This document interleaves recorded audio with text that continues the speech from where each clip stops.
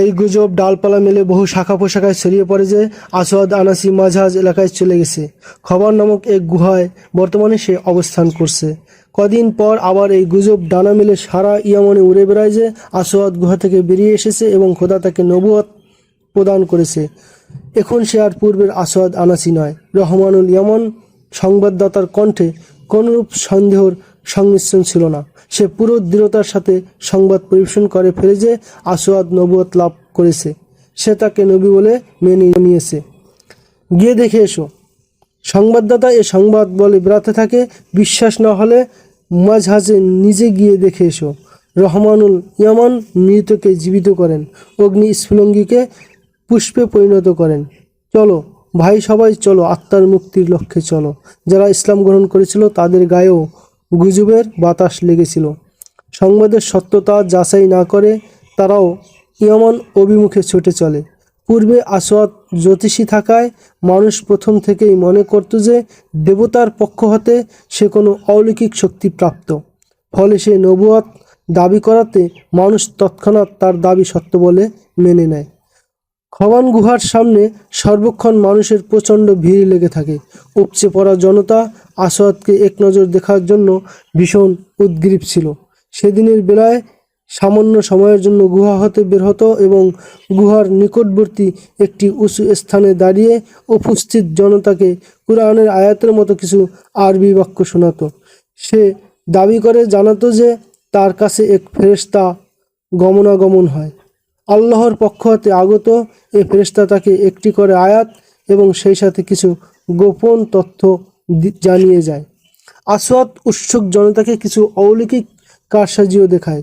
জ্বলন্ত মশাল মুখে পুরে আবার জ্বলন্ত অবস্থায় তা বের করত। একটি মেয়েকে শূন্যে লটকে রাখে। এমনি আরও কতিপয় ভেলকিবাজি দেখায় যা মানুষ তাকে মজেজা বলতো। তার ভাষা যেমন ছিল আবেগী, তেমনি কণ্ঠও ছিল বেশ সুরেলা। তার কথার প্রতিটি বর্ণে আকর্ষণ ছিল যা শ্রোতাকে দারুণ মুগ্ধ করত।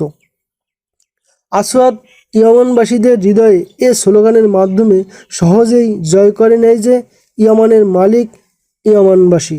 এটা কোনো করদ রাজ্য নয়। ইতিপূর্বে ইয়ামান এক দীর্ঘ সময় পর্যন্ত ইরানিদের শাসনাধীন ছিল।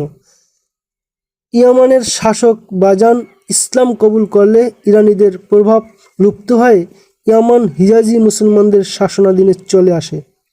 এছাড়া এখানে ইহুদি, নাসারা এবং অগ্নি উপাসকরা বাস করত। এরা ইসলামের বিপর্যয় কামনা করত। তারা আসওয়াদ আনাসির নবুয়তের দাবিকে সুপ্রতিষ্ঠিত করতে পর্দার অন্তরালে কলকাঠি নাড়ায়। আসওয়াদ তার নবুয়তের সত্যতা একটি গাধার মাধ্যমে পেশ করত। তার সামনে একটি গাধা আনা হতো। সে গাধাকে নির্দেশ দিত, বসো।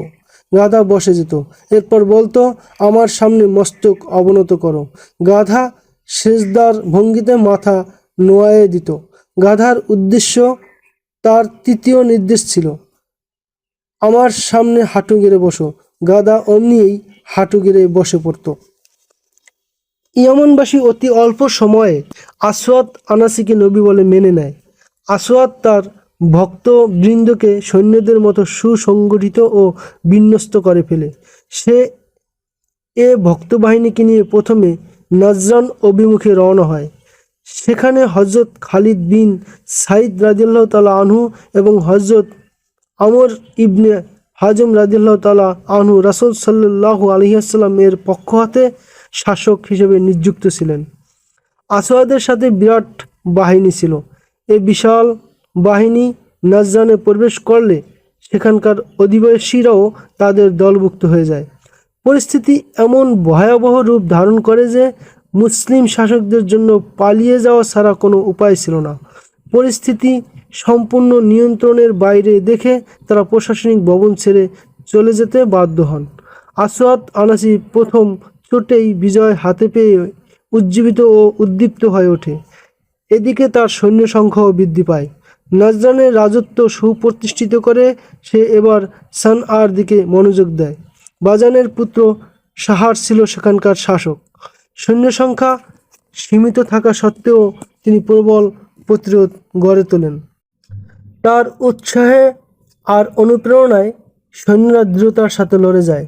কিন্তু এজন্য সাহারকেও যেহেতু একজন সাধারণ সৈন্যের মতো লড়তে হচ্ছিল, তাই তিনি এক সময় শহীদ হয়ে যান। তার মৃত্যুতে সৈন্যরাও ভেঙে পড়ে। আসওয়াদ যুদ্ধে জিত নেয়। আসওয়াদের মোকাবিলায় ওই সকল ইয়ামানীয় যোগ দেয় যারা মুসলমান ছিল না। কিন্তু পরাজয়ের অবস্থায় কেবল মুসলমানদের জীবন হুমকির সম্মুখীন ছিল। আসওয়াদ বাহিনীর হাতে তাদের মৃত্যু অনিবার্য ছিল। আসওয়াদের হাত থেকে কোনো মুসলমানই রেহাই পেত না। ফলে মুসলমানরা সুকৌশলে রণাঙ্গন হতে কেটে পড়ে এবং সোজা মদিনায় গিয়ে পৌঁছে। আসওয়াদ আনাসি দুর্বার গতিতে সামনে এগোতে থাকে। হাজরে মওত, বাহরাইন, এহসা এবং আদন পর্যন্ত সমগ্র এলাকা এক এক করে অধিকার করে। সে পুরো ইয়ামানের বাদশাহ হয়ে যায়। ইসলামের বিরুদ্ধে এটা ছিল এক খোলা চ্যালেঞ্জ। উত্তর দিক হতে রোমীয়দের আক্রমণের আশঙ্কা সবসময় বিদ্যমান ছিল। এদের প্রতিরোধে রাসূল সাল্লাল্লাহু আলাইহি সাল্লাম এক বিশাল বাহিনী প্রস্তুত করেছিলেন। রাসূল সাল্লাল্লাহু আলাইহি সাল্লামের আজাদকৃত গোলাম হযরত যায়েদ বিন হারেসা রাদিয়াল্লাহু তাআলা আনহু এর মাত্র 22 বছর বয়সী পুত্র হযরত ওসামা রাদিয়াল্লাহু তাআলা আনহু ছিলেন এ বাহিনীর সর্বাধিনায়ক। ইতিপূর্বে হযরত যায়েদ রাদিয়াল্লাহু তাআলা আনহু ও সেনাধ্যক্ষ ছিলেন এবং তিনি মুতা যুদ্ধে শাহাদাত বরণ করেছিলেন। স্বঘোষিত এক ভণ্ড নবী হতে ইয়ামনকে মুক্ত করার জন্য এক বিশাল বাহিনীর প্রয়োজন ছিল। মুসলমানদেরও ছিল তেমনি বাহিনী, কিন্তু এই বিশাল বাহিনী প্রস্তুত ছিল রোমীয়দের বিরুদ্ধে যুদ্ধের জন্য। রোমীয়দের উপর হামলা স্থগিত রেখে ইয়ামানে এ বাহিনী পাঠানো হলে রোমীয়রা এটাকে অপূর্ব সুযোগ মনে করে খোদ মদিনায় হামলা করতে পারে। তাহলে এটা হবে মারাত্মক বিপর্যয় এবং ভরাডুবি। তাই এ পরিকল্পনা বাতিল করে দেওয়া হয়। রাসূল সাল্লাল্লাহু আলাইহি সাল্লাম এই বিকল্প চিন্তাও করেন যে যারা অসহায় হয়ে আসওয়াদের আনুগত্য স্বীকার করেছে, আসওয়াদকে মসনদচ্যুত করতে তাদেরকেই কৌশলে ব্যবহার করতে হবে। কমান্ডারগণ রাসূল সাল্লাল্লাহু আলাইহি সাল্লাম এর এই বিকল্প প্রস্তাব সমর্থন করেন। এ লক্ষ্যে কয়েকজন বিচক্ষণ লোক ইয়ামানে প্রেরণের সিদ্ধান্ত গৃহীত হয়। রাসূল সাল্লাল্লাহু আলাইহি সাল্লাম এর তীক্ষ্ণ নির্বাচনী দৃষ্টি হযরত কায়েস বিন হুরায়রা রাদিয়াল্লাহু তাআলা আনহু এর উপর গিয়ে পড়ে। রাসূল সাল্লাল্লাহু আলাইহি সাল্লাম তাকে ডেকে নিয়ে ইয়ামানে যাওয়ার উদ্দেশ্যে ভালো করে বুঝিয়ে দেন। সাথে সাথে এটাও বলে দেন যে তাকে খুব সতর্ক এবং গোপনে সেখানকার মুসলমানদের সাথে সম্পর্ক গড়ে তুলে গোপন এক দল জানবাজ মুজাহিদ তৈরি করতে হবে, যারা ভণ্ড নবী এবং বিলাসিতায় আকণ্ঠ ডুবন্ত স্বঘোষিত বাচ্চাকে গদিচ্যুত করবে। রাসূল সাল্লাল্লাহু আলাইহি সাল্লাম কায়েস বিন হুরায়রা রাদিয়াল্লাহু তাআলা আনহুকে আরও বলেন যে তাকে ইয়ামানে যাওয়ার কথা সম্পূর্ণ গোপন রাখতে হবে এবং সুদূর ইয়ামান পর্যন্ত তাকে এমনভাবে পৌঁছতে হবে যেন কেউ না দেখতে পায়। এই গোপন পরিকল্পনা বাস্তবায়নে রাসূল সাল্লাল্লাহু আলাইহি সাল্লাম আরও পদক্ষেপ নেন। তিনি ওমর বিন ইয়াহনাস রাদিয়াল্লাহু তাআলা আনহুকে একটি পত্র দিয়ে ইয়ামানে গিয়ে পত্রটি ইয়ামানের ওই সমস্ত মুসলিম নেতৃবৃন্দকে শোনাতে বলেন যারা পরিস্থিতির চাপে পড়ে আসওয়াদ আনসারীর বশ্যতা স্বীকার করছে। তাকে আরও বলে দেন পত্রটি পাঠ মাত্রই নিশ্চিহ্ন করে দিবে, বাকি যা কিছু করার তা হযরত কায়েস বিন হুরায়রা করবে। আসওয়াদ আনাসি সানআতে হামলা করলে সেখানকার গভর্নর সাহার বিন বাজান মোকাবিলা করেন, কিন্তু লড়তে গিয়ে তিনি শহীদ হয়ে যান। আজাদ নামে তার এক যুবতী স্ত্রী ছিল। তার এই স্ত্রী আসওয়াদের হস্তগত হয়। আজাদ অসাধারণ রূপবতী ইরানি কন্যা ছিল। আজাদ আসওয়াদকে স্বামী হিসাবে বরণ করতে সরাসরি অস্বীকৃতি জানায়, কিন্তু আসওয়াদ জোরপূর্বক তাকে স্ত্রী করে নেয়। আজাদ তাকে প্রচণ্ডরূপে ঘৃণা করত, যার ফলে সে বন্দী হয়ে যায়। এক দুর্বল নারীর পক্ষে কিছু করারও ছিল না। আসওয়াদ অত্যন্ত নারীমদী ছিল। তার অন্দরমহলে কম করে হলেও 20 রূপসী সবসময় শোভাবর্ধন করত। বিভিন্ন স্থান থেকে হাদিয়া হিসেবেও তার কাছে অসংখ্য তরুণী আসত। সে সর্বক্ষণ নারী এবং মদের নেশায় বুঁদ হয়ে থাকত। রাসূল সাল্লাল্লাহু আলাইহি সাল্লাম কর্তৃক প্রেরিত হয়ে হযরত কায়েস বিন হুরায়রা রাদিয়াল্লাহু তাআলা আনহু অত্যন্ত সংগোপনে এবং বেশভূষা বদল করে অবশেষে সানা পৌঁছান। আসওয়াদ সানা দখল করে তাকে রাজধানী করেছিল। ওদিকে ওমর বিন ইয়াহনাস রাদিয়াল্লাহু তাআলা আনহু এক মুসলিম নেতার কাছে পত্র নিয়ে পৌঁছে যান। ওই মুসলিম নেতা তাকে এই বলে আশ্বস্ত করেন যে যারা অন্তর থেকে আসওয়াদের আনুগত্য স্বীকার করেনি এমন কয়েকজন মুসলিম নেতাকে দলে ভিড়ানো মোটেও ব্যাপার নয়। তবে কথা হলো এতে আসওয়াদকে ক্ষমতাচ্যুত করা যাবে কিনা সন্দেহ রয়েছে, কারণ সে কেবল বাচ্চা নয়, ইয়ামনবাসী তাকে নবী বলে মান্য করে। সানআ এসে হযরত কায়েস বিন হুরায়রা রাদিয়াল্লাহু তাআলা আনহু এমন এক স্থানে এসে আস্তানা গাড়েন যেখানে রাসূল প্রেমিক মুসলমান বিদ্যমান ছিল। তারাও ওই জবাব দেয় যা মুসলিম নেতৃবৃন্দ দিয়েছিল, তবে তারা এমন কোনো কথা বলে না যে তারা এই যোগ সাজসে শরিক হবে না। তারা পূর্ণ দৃঢ়তার সাথে বলে যে তারা সর্বোচ্চ গোপনীয়তা রক্ষা করে আস্থাভাজন মুসলমানদেরকে এক প্ল্যাটফর্মে এনে সংবদ্ধ করে তুলবে। আমরা এই মিথ্যুক নবীর ভবলীলা সাঙ্গ করতে অধিক অপেক্ষা করতে পারি না, এক মুসলমান মন্তব্য করে। সময় যত বয়ে যাচ্ছে তার গ্রহণযোগ্যতা তত বৃদ্ধি পাচ্ছে। তাকে হত্যা করার কোনো পরিকল্পনা করা যায় না। কে হত্যা করবে? আরেক মুসলমান জিজ্ঞাসা করে। আর কোথায়ই বা তাকে হত্যা করা হবে? সে তো অন্দরমহল থেকে বেরই হয় না। আর এটাও জানা কথা যে তার বাসভবনের চারপাশে কড়া ও নিশ্ছিদ্র প্রহরার ব্যবস্থা রয়েছে। আমাদের মধ্যে হতে কেউ তার জীবন বাজি রাখার সংকল্প করতে পারে না? হত্যা পরামর্শদাতা জিজ্ঞেস করে। যাকে হত্যা করা হবে তার কাছেই যদি না পৌঁছা যায়, এভাবে জীবন খোয়াবার কি অর্থ হতে পারে? অপর মুসলমান পাল্টা প্রশ্ন করে। অতঃপর বলে, মোট কথা গোপনে আমাদের এই আন্দোলন এগিয়ে নিয়ে যেতে হবে। কমপক্ষে বিদ্রোহের একটি পরিবেশ সৃষ্টি করে তার ঝুঁকি নিতেই হবে। আসওয়াদ আনাসি ইয়ামান অধিকার করে সর্বপ্রথম এই পদক্ষেপ নেয় যে ইরানের শাহী ও অন্যান্য সম্ভ্রান্ত বংশের যে সমস্ত লোকজনকে আসওয়াদ সানায় পায় সবাইকে বিভিন্ন পন্থায় লাঞ্ছিত অপদস্থ করেছিল। তাদের অবস্থা কেনা গোলামের চেয়েও করুণ করে দেওয়া হয়েছিল। কিন্তু আসওয়াদের রাজত্বের সবচেয়ে বড় যে দুর্বলতা ছিল তা হলো তার অধীনে অভিজ্ঞ কোনো সেনাপতি এবং কোনো সুদক্ষ প্রশাসক ছিল না। তারপরে এ আশঙ্কা তার সবসময় ছিল যে মুসলমানেরা যে কোনো আক্রমণ করতে পারে। তার নিজেরও সমরজ্ঞান বলতে কিছু ছিল না। এই দুর্বলতা ও শূন্যতা কাটিয়ে উঠতে তাকে বাধ্য হয়ে ইরানিদের সাহায্য নিতে হইল। তার দপ্তরে 3টি নাম জমা পড়ে। গভর্নর বাজানের সময়কার প্রখ্যাত ইরান সেনাপতি কায়েস বিন আবদে ইয়াগুস, ফিরোজ ও দাজওয়াহ। এ দুজন প্রশাসনিক কাজে অভিজ্ঞ ও দক্ষ ছিল। ফিরোজ ইতিপূর্বেই ইসলাম গ্রহণ করেছিল। সঠিক অর্থে এবং আন্তরিকভাবেই সে মুসলমান ছিল। আসওয়াদ কায়েস বিন আবদে ইয়াগুসকে সেনা প্রধান পদে নিয়োগ দেয় আর ফিরোজ ও দাজওয়াকে মন্ত্রী বানায়। তিনজনেই আসওয়াদের সর্বাত্মক আনুগত্যের শপথ করে এবং তাকে এই বলে আশ্বস্ত করে যে তারা যে কোনো অবস্থায় তার অনুগত থাকবে। একদিন ফিরোজ বাইরে কোথাও পায়চারি করছিল। ইত্যবসরে এক ভিক্ষুক এসে তার পথ আগলে ধরে এবং তার দিকে সাহায্যের আশায় হাত বাড়িয়ে দেয়। তোমাকে দেখে অক্ষম মনে হয় না, ফিরোজ তাকে বলে। যদি তোমার মাঝে কোনো অক্ষমতা থেকে থাকে তবে সে অক্ষমতা একমাত্র এটাই যে তোমার মধ্যে আত্মমর্যাদাবোধ এবং ব্যক্তিত্ব বলতে কিছু নেই। তুমি ঠিকই ধরেছ। ভিক্ষুক তার প্রসারিত হাত ধীরে সরিয়ে এনে বলে, আমার অসহায়ত্ব এটাই যে আমার আত্মমর্যাদা বলতে যা ছিল তা আমার থেকে ছিনিয়ে নেওয়া হয়েছে। আর আমার ধারণা মিথ্যা না হলে বলবো আমার মতো তোমার মাঝে এই অসহায়ত্ব বর্তমান। ভিক্ষার জন্য আমি হাত বাড়াইনি, আমার হারানো আত্মমর্যাদাবোধ ফেরত চাচ্ছি মাত্র। তুমি পাগল না হয়ে থাকলে তোমার মনের কথা খুলে বলো, ফিরোজ ভিক্ষুক বেশিকে বলে। আমার অন্তরে আল্লাহ এবং আল্লাহ রাসূল সাল্লাল্লাহু আলাইহি সাল্লাম এর নাম রয়েছে। তুমি যার প্রেমিক? ভিক্ষুক ফিরোজের চোখে চোখ রেখে বলে, আসওয়াদ আনাসির শরাব তোমার পেটে জায়গা না পেয়ে থাকলে আমার এ ধারণা মিথ্যে নয় যে তুমি অন্তরে পাথর চাপা দিয়ে আসওয়াদের মন্ত্রিত্ব গ্রহণ করেছ। ফিরোজ এদিক ওদিক চায়।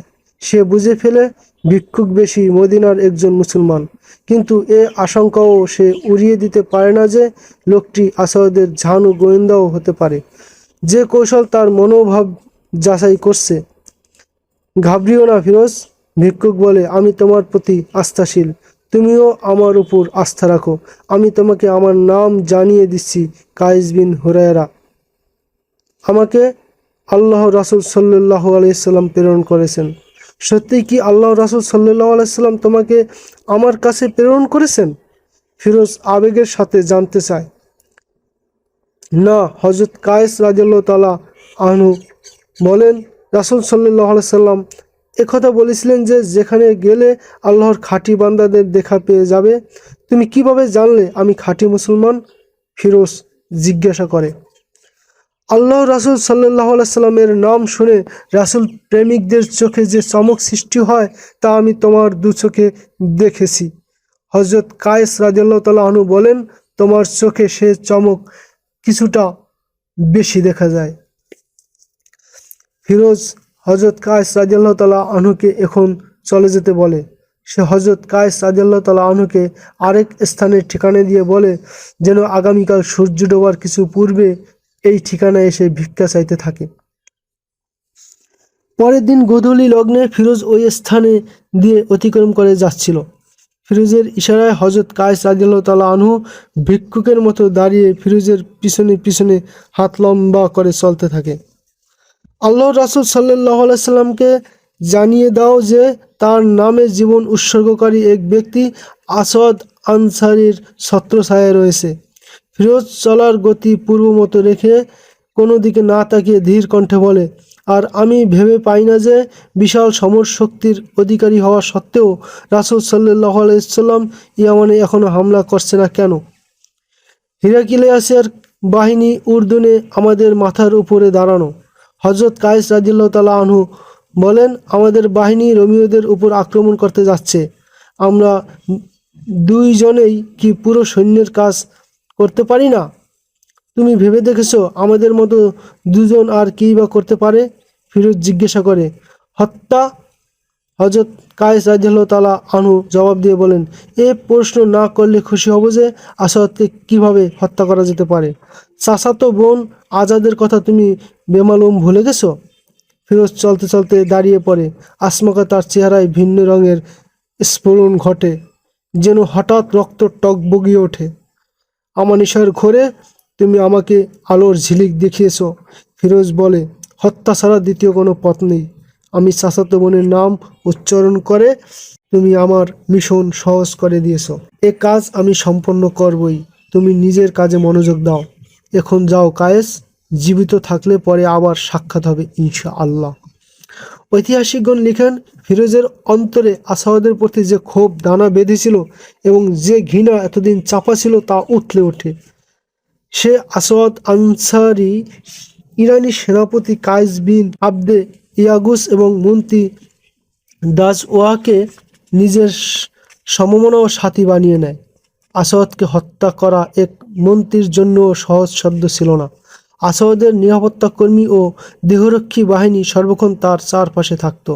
অনেক ভেবে চিন্তে এই তিন ইরানি এই সিদ্ধান্ত গ্রহণ করে যে আজাদকে এই কাজে শরিক করা হবে, তবে সে নিজে হত্যা করবে না।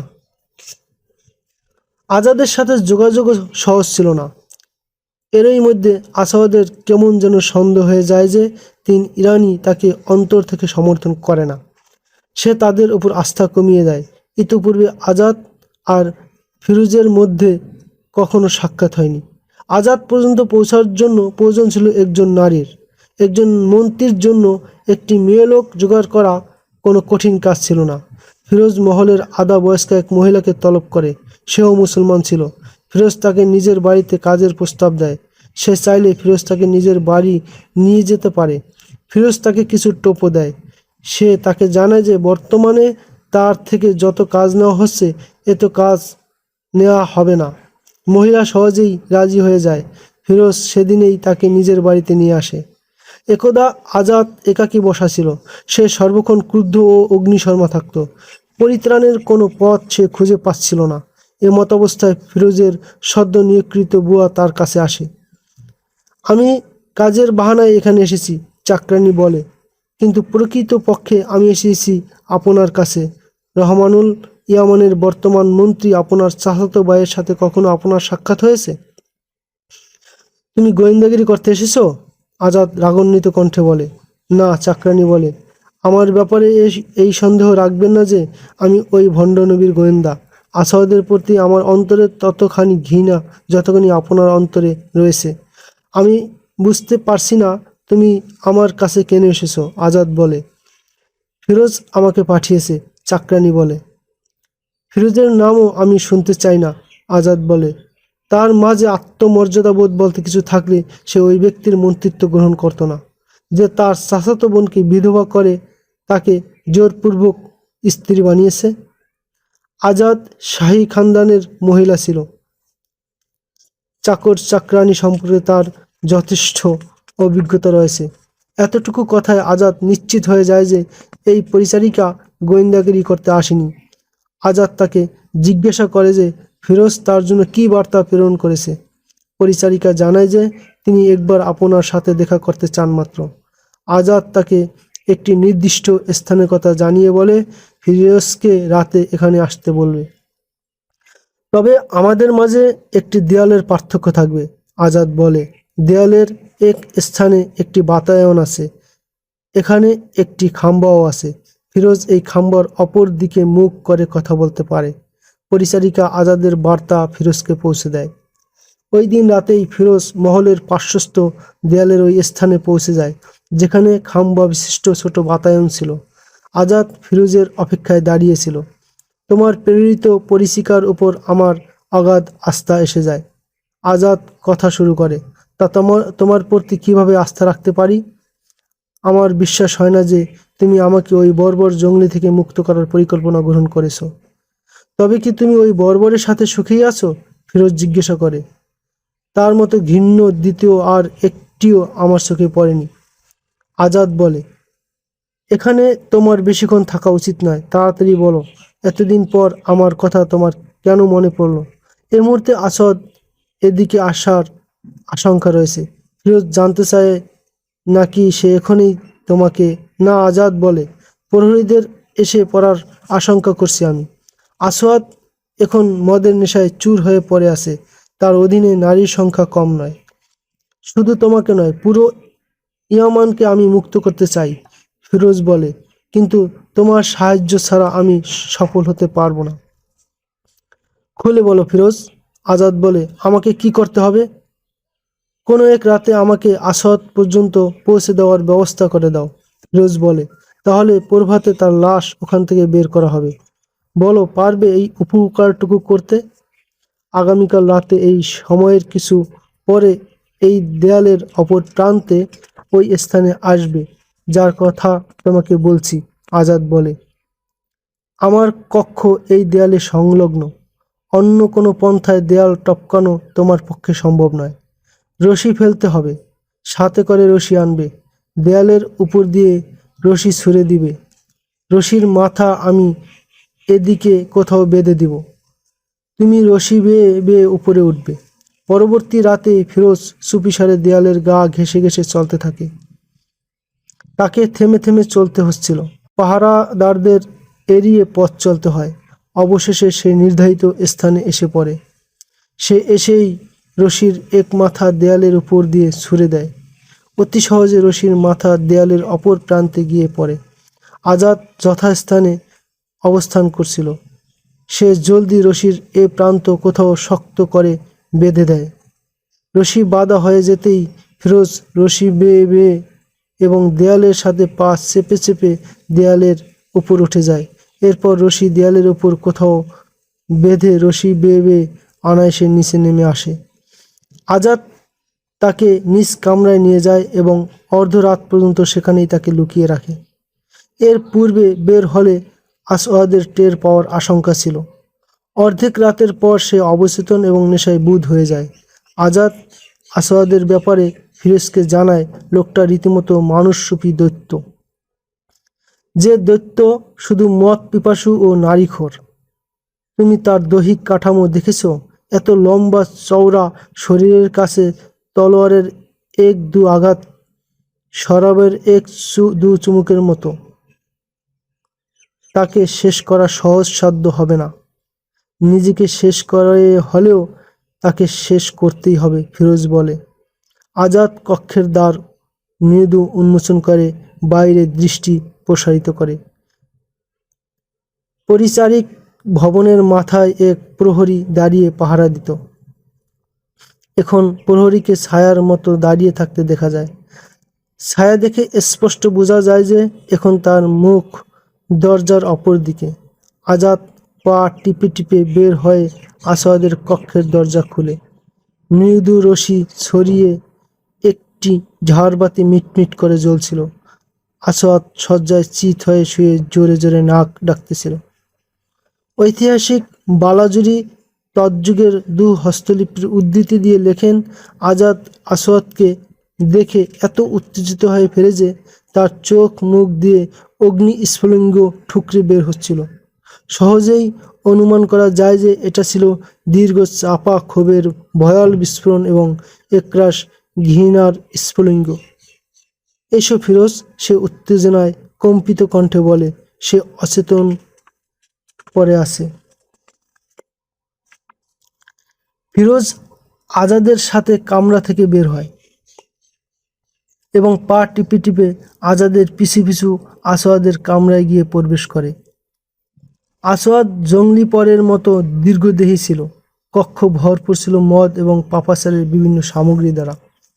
আল্লাহই ভালো জানেন এমনটি কেন হলো। আসওয়াদ হঠাৎ জেগে যায়। মন্ত্রী এবং রূপবতী ইরানি স্ত্রীকে দেখে সে থতমত খেয়ে উঠে বসে। ঐতিহাসিকগণ লিখেন, আজাদের প্রতি তার পূর্ণ আস্থা ছিল, কিন্তু ফিরোজকে দেখে তার মনে সন্দেহের উদ্রেক হয়। এ সময় আবার কি মুসিবত এলো? নেশায় ঢুলুঢুলু অবস্থায় আসওয়াদ জিজ্ঞাসা করে। ফিরোজ এক মুহূর্তে সময় নষ্ট না করে চোখের পলকে তলোয়ার কোষমুক্ত করে এবং সজোরে আসওয়াদের গর্দন লক্ষ্য করে আঘাত হানে। আসওয়াদ শেষ মুহূর্তে টের পেয়ে গর্দন বাঁচাতে সক্ষম হলেও ভরপুর আঘাত গিয়ে লাগে তার মাথায়। আসওয়াদের মুখ থেকে এক তীব্র আত্মচিৎকার বেরিয়ে আসে।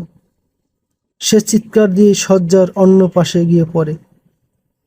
পরিচারক ভবন ভারী পদশব্দ শোনা যায়। আজাদ দ্রুত এসে দরজা বন্ধ করে দেয়।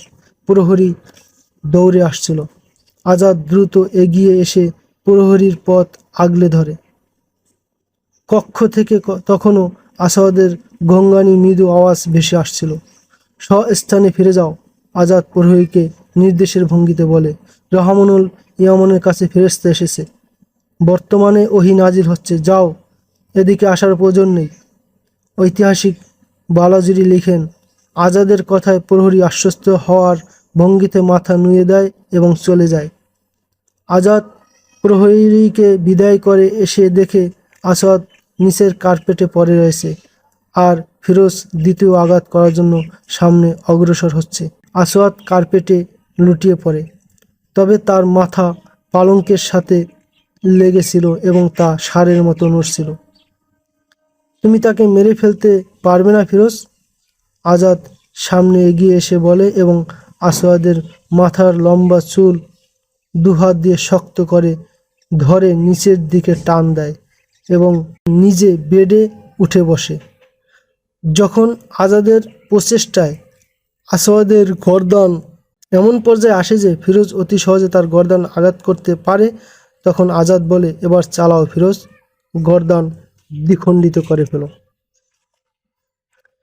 ফিরোজ এক কোপে আসওয়াদের গলা কেটে মস্তক ধর থেকে বিচ্ছিন্ন করে দেয়। ফিরোজের সাথী কায়েস বিন আবদে ইয়াগুস এবং দাজওয়া এর জানা ছিল যে আজ রাতে কি ঘটতে যাচ্ছে। ফিরোজ আসওয়াদের দেহ তুলে নেয় এবং সোজা সাথীদের কাছে গিয়ে পৌঁছে। আজাদ ফিরোজের সাথে সাথে মহল থেকে বের হয়ে গিয়েছিল। নিরাপত্তা বাহিনী ও প্রহরীরা রহমানুল ইয়ামন এর হত্যার সংবাদ পেয়েই পুরো মহল ঘিরে ফেলে। শান্ত মহল অল্প সময়ই অশান্ত হয়ে ওঠে। পুরো মহলে হুলস্থুল পড়ে যায়। হেরেমের নারীরা আতঙ্কে চিৎকার করতে করতে পালিয়ে যায়। ওদিকে রাসূল সাল্লাল্লাহু আলাইহি ওয়াসাল্লাম কর্তৃক প্রেরিত হযরত কায়েস বিন হুরায়রা রাদিয়াল্লাহু তাআলা আনহু এবং হযরত ওমর বিন ইয়াহনাস রাদিয়াল্লাহু তাআলা আনহু নেতৃত্বে স্থানীয় মুসলমানদেরকে বিদ্রোহের পর্যায়ে রেখেছিলেন। দিনরাত অবিরাম তৎপরতা চালিয়ে মুসলমানদের উৎসাহ উদ্দীপনা চাঙ্গা করে রেখেছিলেন। শোবে সাদিকের তখনও কিছু সময় বাকি।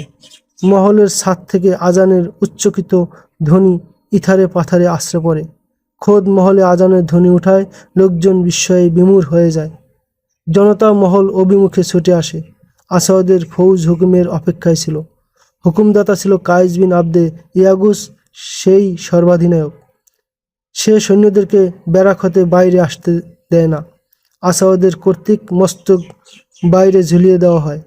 মহলের ছাদ থেকে এই আওয়াজেই কর্মীই জোরালো হচ্ছিল, আমরা সাক্ষ্য দিচ্ছি মুহাম্মদ সাল্লাল্লাহু আলাইহি ওয়াসাল্লাম আল্লাহর সত্য রাসূল আর আসওয়াদ আনাসি মিথ্যাবাদী। আসাদের ভক্তকুল ঘটনার আকস্মিকতায় দারুণ ভরকে যায়। তাদের চোখে মুখে নেমে আসে আতঙ্কের পর্দা। ওদিকে মুসলমানরা সশস্ত্র হয়ে চতুর্দিকে ব্যাজের মতো ছড়িয়ে পড়ে। তারা ইয়ামানিদেরকে পাইকারি হারে হত্যা করতে শুরু করে। মিশরের সাবেক মন্ত্রী মা আরেফ মোহাম্মদ হুসাইন সিও গ্রন্থ আবু বকর সিদ্দিকী আকবর ফিরোজের একটি জবানি তুলে ধরেছেন। ফিরোজ বলেছিল, আসাদের হত্যার পর সেখানকার সকল ব্যবস্থাপনা পূর্ববৎ রাখা হয়, যেমনটি চলছিল আসাদের জীবদ্দশায়। আমরা হত্যার পর সর্বপ্রথম যে কাজ করি তা হলো হযরত মুয়াজ বিন জাবাল রাদিয়াল্লাহু তাআলা আনহুকে ডেকে জামাতের সাথে নামাজ পড়ানোর অনুরোধ করি। ইসলামের এক বড় শত্রুকে এভাবে সহজে নাস্তানাবুদ করতে পেরে আমরা বেজায় খুশি ছিলাম। কিন্তু এ খুশির হিল্লোল পড়তে না পড়তে খবর আসে যে রাসূল সাল্লাল্লাহু আলাইহি সাল্লামের ইন্তেকাল হয়ে গেছে। বেদনাবিধুর এ খবরে সারা ইয়ামনে গভীর শোকের ছায়া নেমে আসে। ইয়ামনবাসী শোকে বিহ্বল হয়ে পড়ে। তাদের আনন্দ সম্পূর্ণ উবে যায়। জনজীবনে অঘোষিত অচলাবস্থা সৃষ্টি হয় এবং চরম স্থবিরতা নেমে আসে। সব মিলিয়ে শেষ খবরে ফুৎকারে জনতার আশার প্রদীপ দপ করে নিভে যায় এবং ভবিষ্যতের উজ্জ্বল পাতা সহসা ফিক হয়ে যায়। সানাবাসীর মুক্তির জন্য জীবনের ঝুঁকি নিয়ে দুঃসাহসিক অবদান রাখায় মুসলমানরা ফিরোজকে সানআর গভর্নরের আসনে অধিষ্ঠিত করে। 632 খ্রিস্টাব্দের মে মাসের ঘটনা এটি। 632 খ্রিস্টাব্দের জুন মাসের দ্বিতীয় সপ্তাহে হযরত কায়েস বিন হুরায়রা রাদিয়াল্লাহু তাআলা আনহু এবং হযরত ওমর বিন ইয়াহনাস রাদিয়াল্লাহু তাআলা আনহু এই সুসংবাদ নিয়ে মদিনা পৌঁছে যে ভণ্ড নবীর ভবলীলা সাঙ্গ এবং বর্তমানে পুরা ইয়ামানে ইসলামের পতাকা শোভা পাচ্ছে। কিন্তু মদিনা তখন ছিল শোকে মুহ্যমান। মাত্র কদিন পূর্বে 632 খ্রিস্টাব্দের 5ই মে মোতাবেক 11 হিজরির 12ই রবিউল আউয়াল আল্লাহর রাসূল সাল্লাল্লাহু আলাইহি সাল্লাম দুনিয়া থেকে বিদায় নিয়ে গেছেন। ইন্না লিল্লাহি ওয়া ইন্না ইলাইহি রাজিউন।